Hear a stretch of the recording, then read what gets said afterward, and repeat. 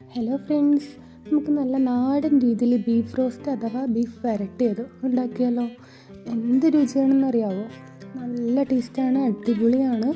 നമുക്കിപ്പോൾ ഉണ്ടാക്കിയാലോ?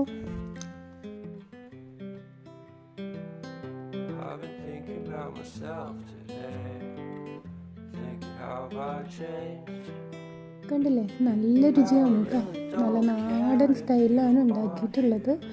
എന്താ വേണ്ട, നമ്മുടെ വീട്ടിലുള്ള മസാലകൾ വെച്ചിട്ട് നമുക്ക് വളരെ എളുപ്പത്തിൽ നമുക്ക് തയ്യാറാക്കുന്നതാണ്. അതിനായിട്ട് ഞാനിപ്പം ഒരു 2 കിലോ ബീഫാണ് എടുത്തിട്ടുള്ളത്. കുക്കറിലാണ് വേവിക്കുന്നത് കേട്ടോ. കുക്കറിനകത്ത് നമുക്കൊരു 7 വിസിൽ നമുക്ക് വേവിക്കാൻ വെക്കാം.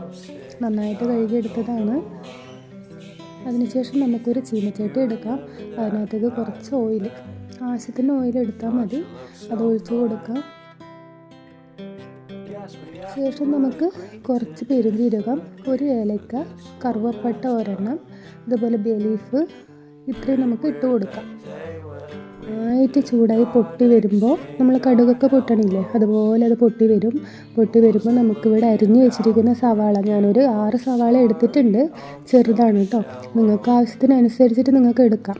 പിന്നെ നമുക്കിപ്പം ഒരു ഡ്രൈ ഫ്രൈ ആയിട്ട് നമ്മൾ എടുക്കുകയല്ലേ ചെയ്യുന്നത്, അതുകൊണ്ട് നമുക്ക് കുറച്ച് മതി.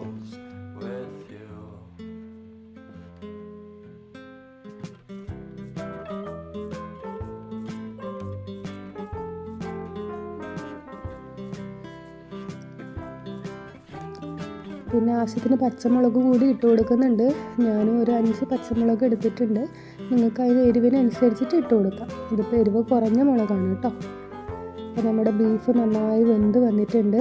കണ്ടില്ലേ, നല്ല പാകത്തിന് വെന്ത് വന്നിട്ടുണ്ട്. ബീഫിൽ നിന്ന് തന്നെ നല്ല വെള്ളമൊക്കെ വന്നിട്ടുണ്ട്. അപ്പം നന്നായിട്ട് നമുക്ക് നമ്മുടെ സവാള വഴറ്റി കൊടുക്കാം. സവാള നന്നായിട്ട് ഉപ്പിട്ടിട്ടാണ് വഴറ്റുന്നത്. നന്നായിട്ട് വഴറ്റി കൊടുക്കാം.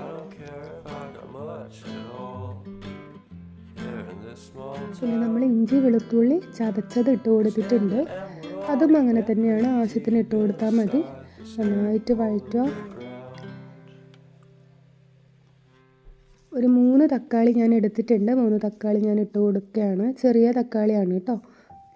അപ്പോൾ അതും നന്നായിട്ട് വഴറ്റിയെടുക്കുക. അപ്പോൾ ഇത് നമുക്ക് പെട്ടെന്ന് വളരെ എളുപ്പത്തിൽ തയ്യാറാക്കാവുന്നതാണ്. കാരണം നമ്മൾ കുക്കറിലാണ് ബീഫ് വേവിച്ചത്.